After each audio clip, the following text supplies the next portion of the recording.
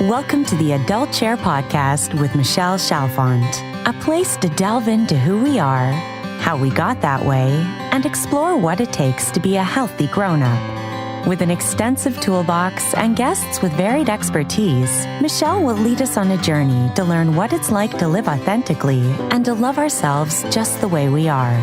And now, here's Michelle.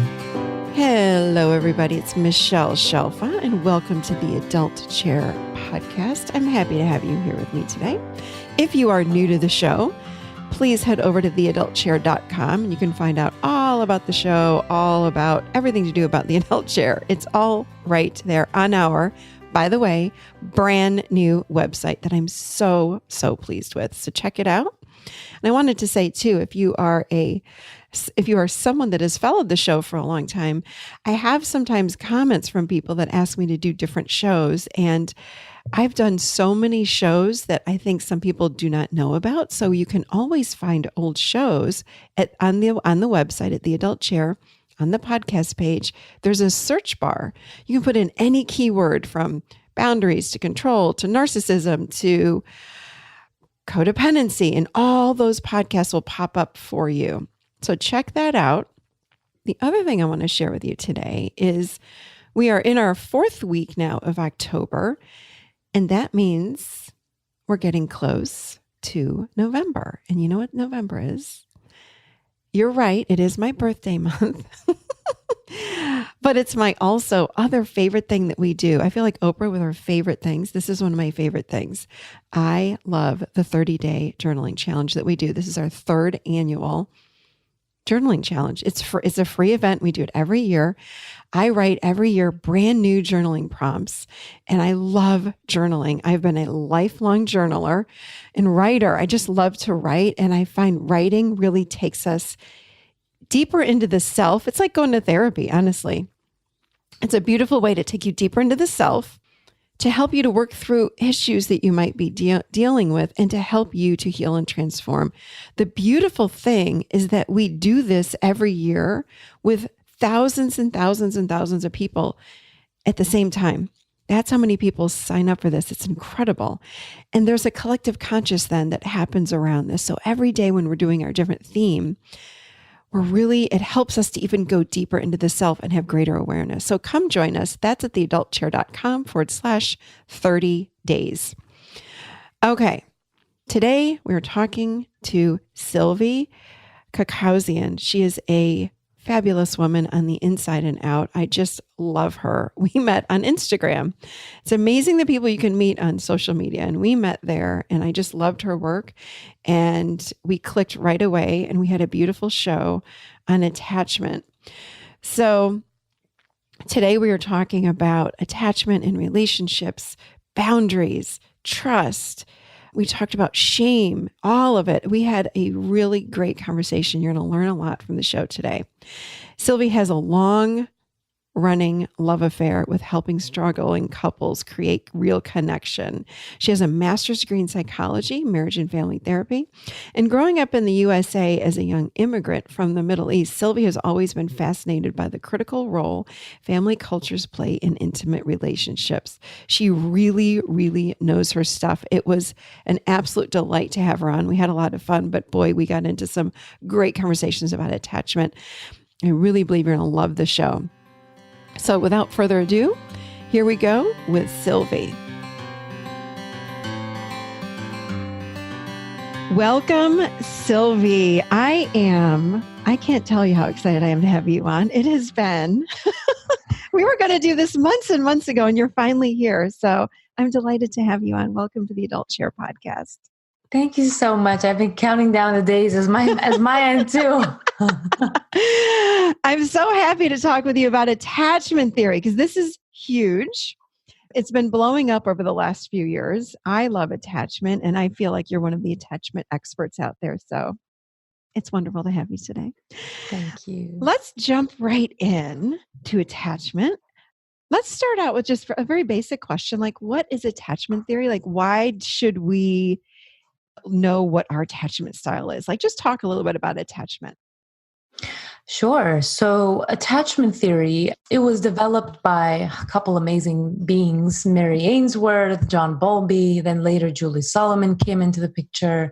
And there's a handful of people that are part of creating this theory. But ultimately, they started to map out the way that kids bond with their primary caregivers, whoever was responsible for emotionally regulating them and taking care of them. Mm-hmm. And they started to differentiate 4 different ways that kids develop these bonds.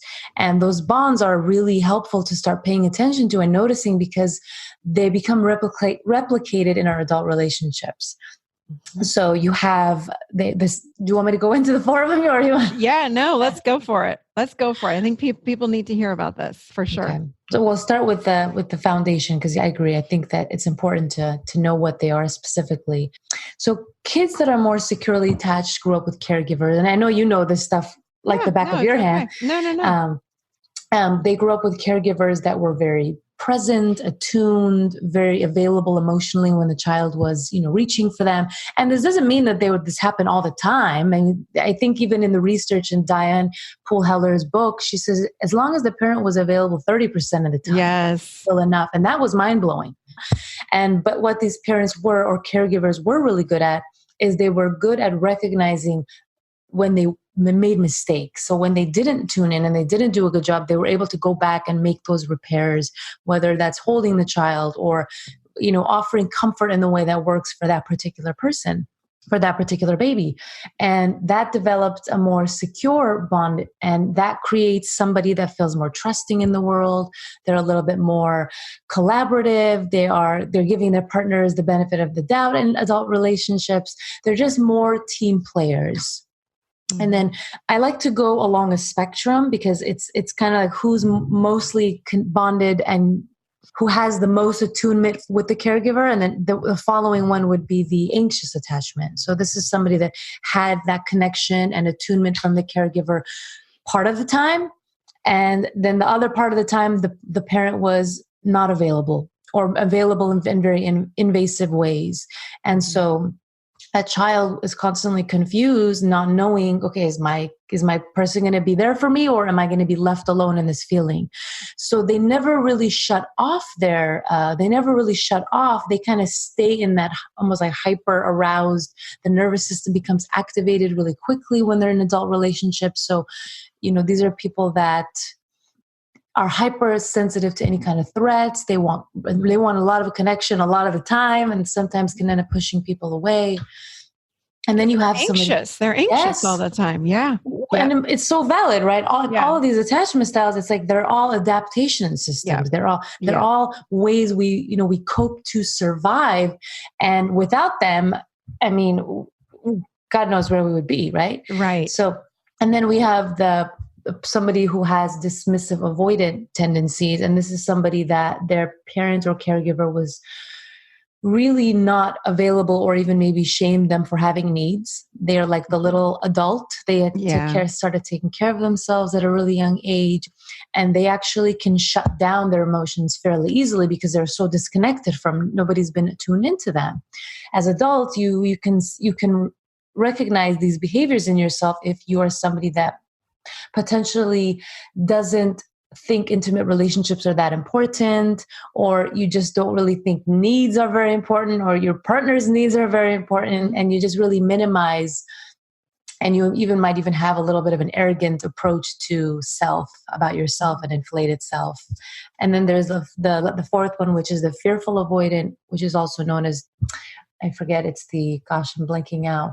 What is the other term for disorganized? Yes, there you go. Thank you. Because a lot of people get confused. Yeah, I see that. Like, it seems like that 4th one gets named a few different names. So I always learned it from the disorganized attachment. But yes, I was wondering what fearful avoidant was, because I see that. It's the same. Yeah, I know. I figured that. So tell us about that one. So that one is growing up with a caregiver that has a lot of their own unresolved traumas and losses that they haven't really coped with or dealt with. And so as a child is having their own needs and their own experiences, you might notice that caregiver starts responding in fearful ways or even abusive ways. And really, the child is still attached to the caregiver, but they're terrified of them at the same time. So it's like, this person is my person. They're, my survival person. And they might even feel a lot of love. But when those fearful behaviors of the parents come online, it starts to create almost both the anxious tendencies and the avoidant tendencies. So it's like, because a lot of times people ask me, I don't know which one I resonate with. First of all, you can resonate with all of them. These are, this is a theory. This is not a black and white thing, right? Yeah. And it's flawed. The theory itself is flawed. So it's like, just noticing which behaviors we identify with within the map and working on those is where we really do the healing work. Give us an example of the parents of a child or the parent of a child that would turn out to be disorganized or grow up to be disorganized, because that is a confusing one. And I understand what you're saying. It's both anxious and avoidant, but give us an example of a parent if you could. Like, what would the parent be doing specifically that's so confusing to that kid? What's going on with the parent? So let's say the parent was abused themselves or treated really horribly by their parent. And so they never really dealt with that. And so as soon as they notice something happening in their child that can be triggering them, they might respond in shaming ways or, again, abusive ways, the same way that they've seen it. I've also seen this a lot in immigrant parents that have left their entire family systems behind and never had the chance to really grieve or deal with the losses, because again, they just have to survive.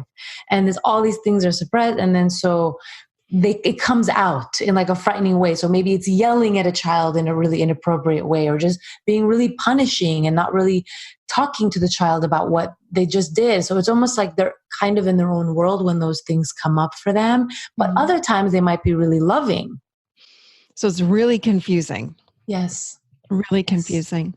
Yes. I have a question, a little bit on a side note here. I don't want to go down this path too much, but do you think that someone that's anxiously attached, are those the folks that grow up to be love addicts, and the avoidantly attached grow up to be love avoidance? That definitely is a lot of. Do you find that? Yeah. Yeah, I mean, definitely. If we're more anxious and if we feel hungry for love and deprived of love, it makes sense why we would be yearning for it in excessive ways. And whereas if we have been, let's say, and people often don't understand the dismissive avoidant. They're like, okay, well, if nobody was really giving them love, you would think that they would be needy. But it's not, because they shut down. Yeah. And so anyone that comes into their space feels violating. It feels like, oh my gosh, I'm being imposed on. I feel like somebody's engulfing me and I'm being taken over. And they don't know how to engage and co-regulate with somebody. So absolutely, somebody become avoidant of love, and somebody can become hungry and really pursuit of it, but in really unhealthy ways where they're not really paying attention to those red flags. Yeah. Thank you. I always think, and think about that a lot. I'm like, it just seems like they would all go kind of become these people in adult life. Okay. So let's talk about attachment in relationships. Let's do it. Because I know people go, oh my God, I'm an avoidant, or I just realized I'm in a relationship with an avoidant. So let's talk about, give me an example of what that looks like. Like if I am, whether I'm secure, let's talk about this. If I'm in a relationship with an avoidant and I'm secure, what that looks like in an adult relationship. If I'm secure and someone else is avoidant, what does that look like? So the beautiful thing about being in a relationship with somebody that has a lot of secure tendencies is that we have a lot to learn from them. We have a lot they can model a lot of healthy behaviors. And so, and it's, what's helpful about the attachment style is that we can start to externalize those behaviors. It's not that I'm avoidant, I'm anxious. It's like, I have a lot of anxious tendencies, especially when I'm wanting connection, or I have a lot of avoidant tendencies when connection is coming towards me. And so when we're with somebody secure, you're going to start to notice the pattern when the secure the person with more secure tendencies wants connection. Perhaps somebody that has more avoidant tendencies is starting to back off and pull away. And if it's really severe, then, the person with more secure tendencies, I feel like I'm holding two puppets right now. they'll call that out. They're like, yeah, I notice every time I'm trying to reach for you that you pull away from me. That doesn't work for me. Let's find a way together to really have both of our needs met. What do you need? This is what I need. So they don't shame you. They're really bringing forward the problem, but they're bringing it forward in a way that's very collaborative and win-win oriented. Whereas if that more avoidant person is with someone that has high anxious tendencies, the anxious person is going to potentially do something that's going to push that other person away even more. Because they're anxious. So they're reaching. And Yes. you can tell that we're ethnic because we're using I've got the Italian. I'm like, oh, sorry about that. This is our puppet show. I know it's a puppet show going on right here. Anyway, so the anxious person is reaching. And the avoidance like, no, stay back. How do we help these people? Please enlighten us on that one. How do we, what do we do if we say, oh my God, I'm anxious and I'm in this relationship with an avoidant. What do I do now? Yes. So the biggest thing is becoming aware of these habits or these patterns that have served us for a long time, that they've been adaptations, and yet we start to pay attention to, okay, am I satisfied in relationships? Am I happy with the way I'm showing up? And really, you have to be somebody that wants to see this, right? And you have to come onto yourself. So if we're partnered up with somebody that is not shaming us and they're really bringing forward these patterns of ours in ways that they're saying, hey, I really want to work on this because I want our relationship to succeed, rather than you're really avoidant and you're doing a really shitty job and I need my connection and you're not giving it to me. Those are two different responses. One is going to bring forward someone's defense and the other one has the possibility of softening it. And I say possibility because it still doesn't guarantee that person is going to want to work on themselves. Right. So the first piece is, am I willing? Am I willing to notice the patterns? I've been in relationships maybe 3 or 4 times. If I'm more avoidant, I'm the one leaving usually. So obviously I'm always leaving. I'm the common denominator. Are all my partners really bad?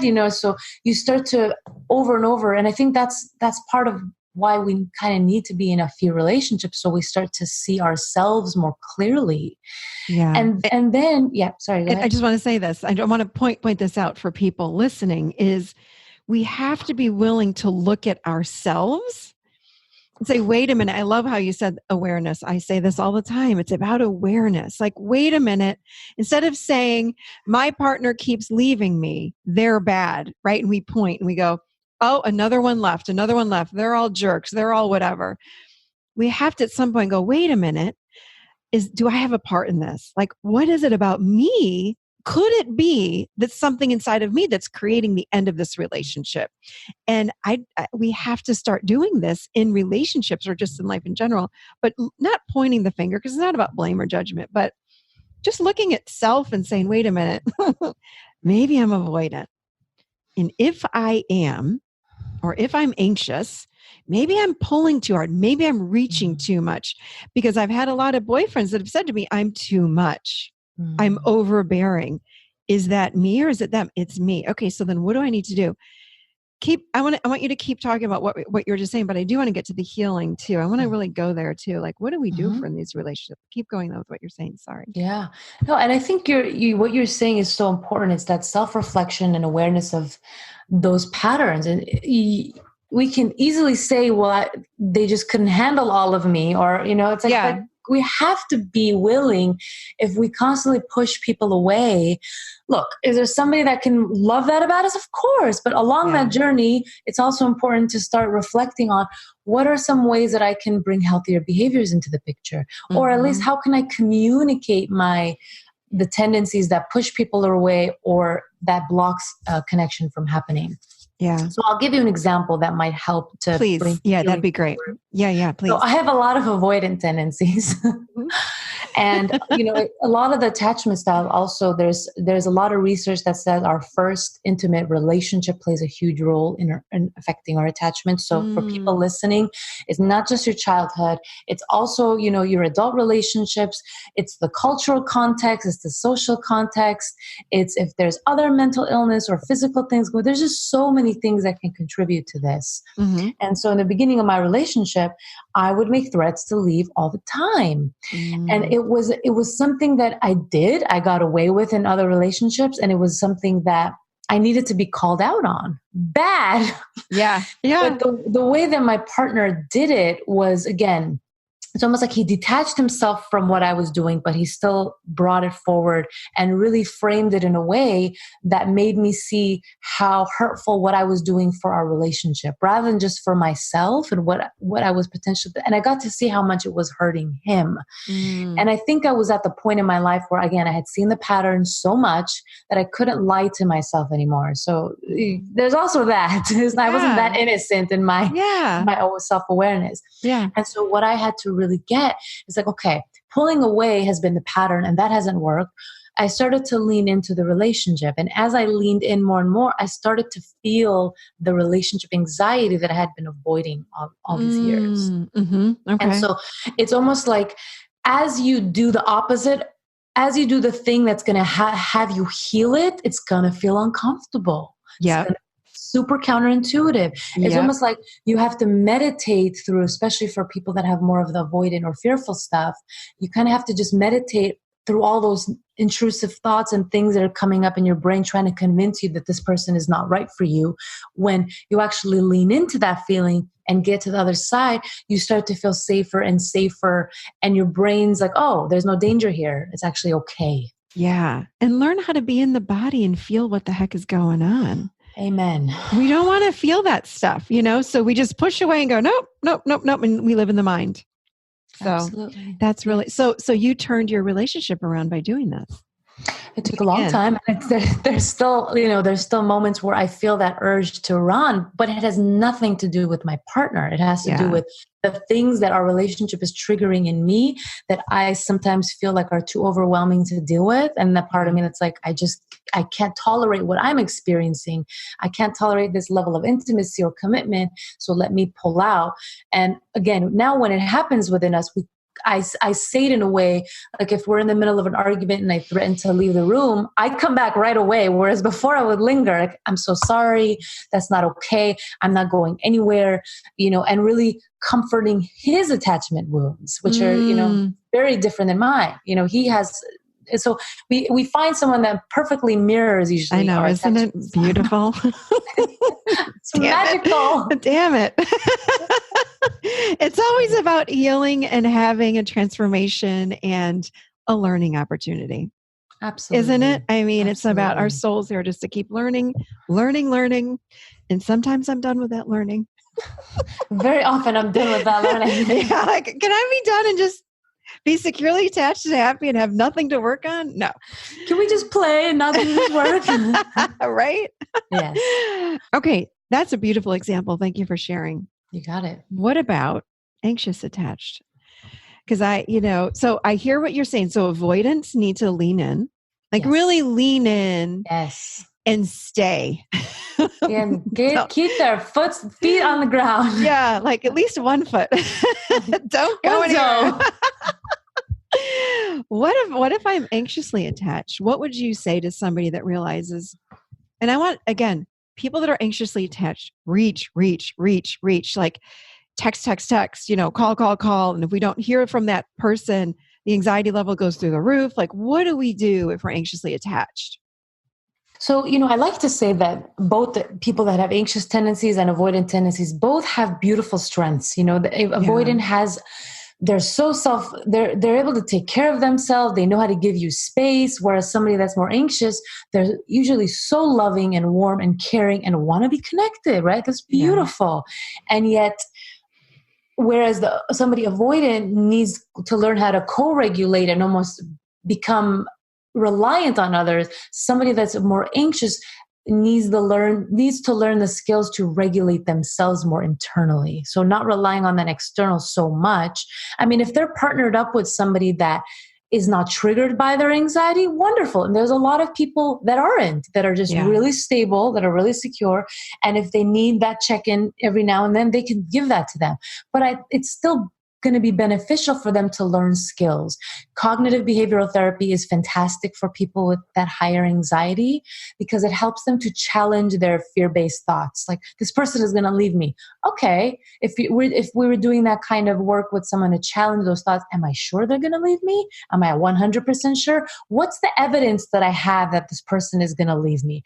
What happened? So helping them to start thinking underneath just that one core fear of I'm going to be abandoned, and starting to really think about it differently. Also working with a coach or a therapist, having somebody other than your partner that can help you regulate, because what happens is that person needs that experience of safety and consistency over and over again for a period of time, and then they're able to start to do that for themselves. It's amazing how somebody regulating us then gives us the ability to do that for ourselves. It's truly incredible. I agree. I've had that experience, and it's truly amazing. Yeah, how we can just turn that nervous system down with someone that's really securely attached. So absolutely. Yeah. And they can sense it because they're usually going to be drawn to people that are not that, because again, they're playing out that same childhood stuff. Like, oh my God, this person is going to abandon me. And they're attracted usually to people that have that. Exactly. Like, if we had that avoidant parent and we're anxious because of it, we're going to attract an avoidant partner because it's what we know. In fact, when we meet them, I've had clients that have walked in, they're like, I found my soulmate. I'm like, tell me about your soulmate. I'm like, oh my God, they're avoidant, just like her mom. It's like, it's the same thing. We're going to play it out because it's our healing. We have to do that. So it just feels like something we've known in the past, and it is. Very, very familiar. Yeah. And the beautiful thing is it's like, it doesn't matter who we pair with, as long as both people are willing to see their unhealthy behaviors. We can create agreements regardless of who we're with. Yeah. But it takes both people really being honest about those things, about what are the things I do. So for the anxious person, they have to be willing to say to their partner, sometimes I'm really intense, or sometimes I approach you in ways that is not sensitive to your experience at all. I make it all about me. Yeah. And what I'm just feeling desperate. I'm just feeling really needy, but I know that that's not okay for me to really be boundaried on you, on yourself almost. Yes. Yeah. And the other thing I hear you saying is like healthy communication. I say this all the time.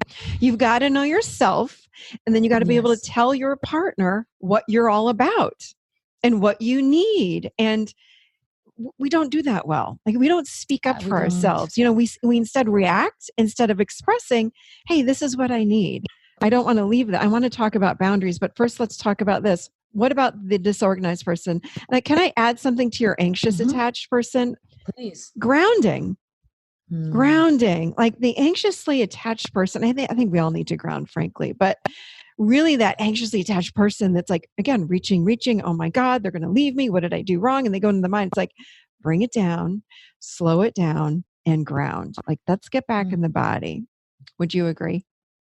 100%, because what you're saying is it's bringing the person to the present, because they're so future focused. Anxiety is future focused. This person is going to leave me. They're going to do this thing that might or may or not even be close to the reality. But when you ground it, it's like, oh, everything's actually okay. I'm here. I don't have to be thinking over there.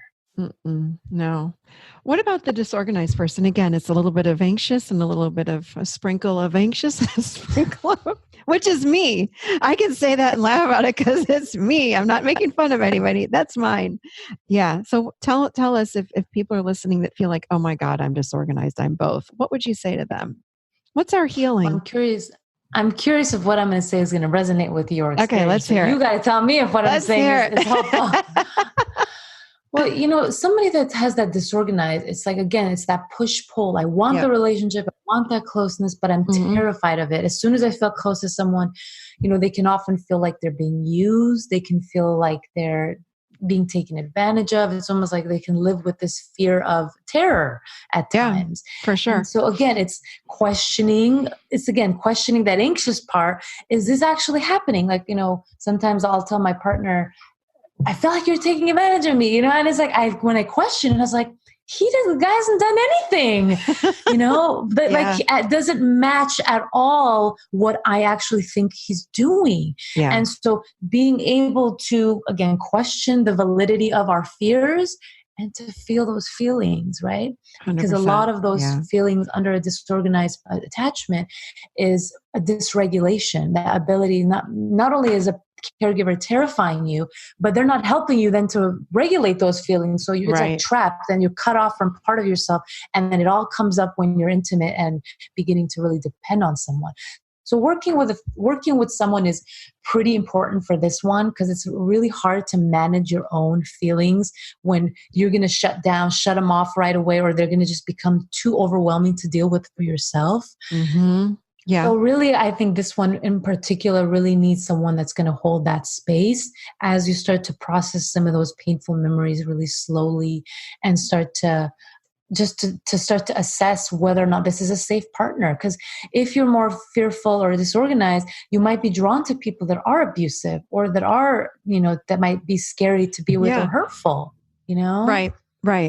I think God have not, that does for sure. I haven't attracted those people, but I was the girl that was like, I'm in love. I broke up. I'm in love with the same, and it was like, break up, get back together, break up, get back together, break up, get back together.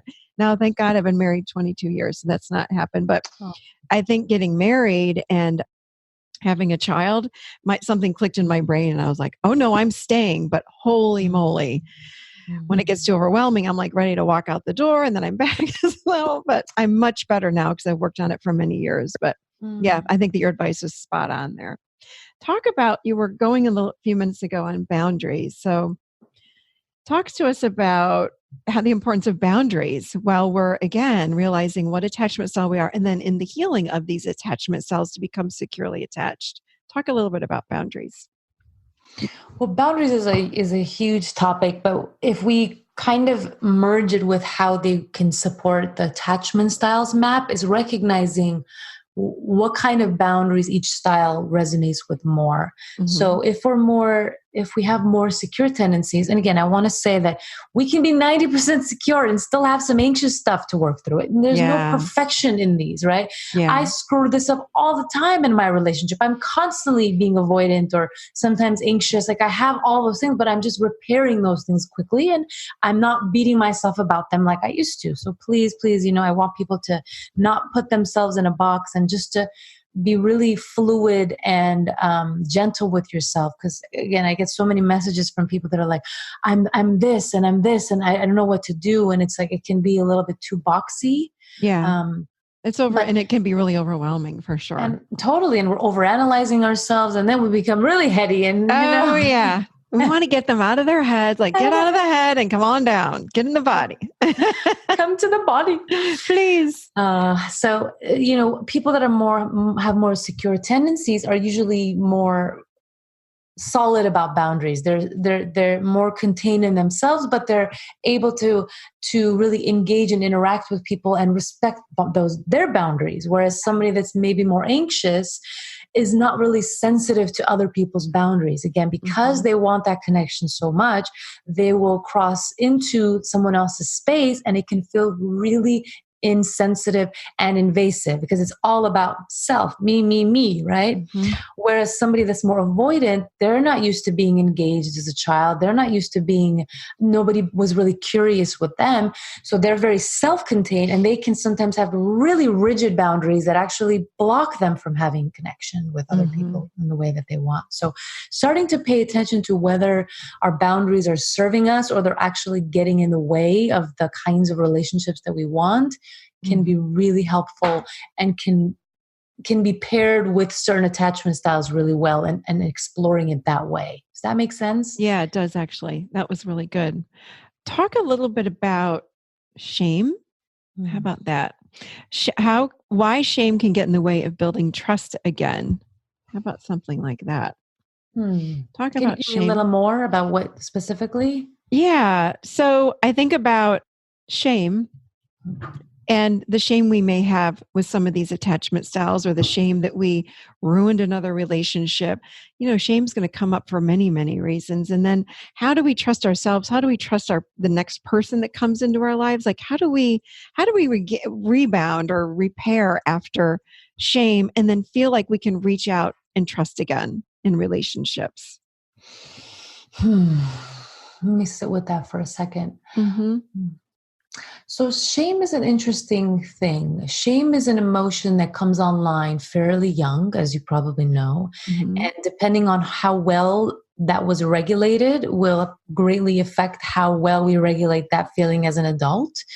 And pause. Yes, Can you expand on that? So it came on very young. What would create shame in a child? So when we're a baby, we don't know the difference between ourselves and our mother, the person taking care of us. We think they're us. It's the same person. It's blended, right? Mm-hmm. And so when we start growing developmentally, I don't know the exact age, I don't know if it's 1 or 2 years old, is when we start taking those bigger risks. Maybe we're not trying to jump off the couch and doing things that we're not supposed to do. Mom or caregiver has to watch out for us, and so they start to have to say the word no.